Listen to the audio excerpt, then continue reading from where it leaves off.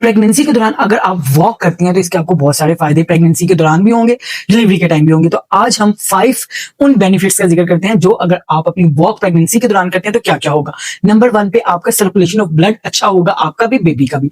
Number 2 पे आपके पाँव में स्वेलिंग खत्म होगी और पाँव की पेन ठीक होगी। नंबर 3 पे आपका मूड अच्छा होगा, आपका एनर्जी लेवल ज्यादा होंगे और आप जो है वो हैप्पीली इस पीरियड को गुजार सके। नंबर 4 पे आपकी जो बैक एक है उसमें कमी आएगी और नंबर 5 पे आपकी जो डिलीवरी है वो स्मूथ होगी। तो वॉक को अपनी जिंदगी में शामिल रखिए प्रेगनेंसी के दौरान। बस आम वॉक और प्रेगनेंसी वाली वॉक में बस यही फर्क है, आपने आम वॉक में कार्डियो करना होता है, तेज तेज वॉक करनी होती है। प्रेगनेंसी की वॉक आपने स्लो स्लो करनी होती है, आपने थकना नहीं होता, आपको जहां थकन हो वहां पर रेस्ट कर ले और 1 घंटा वॉक जरूर करें जिससे आपकी हेल्थ और आपके बेबी की हेल्थ बिल्कुल ठीक रहेगी। और एक फायदा इसका कि आप अपना जो आइडियल वेट है उसको मेंटेन कर सकेंगी।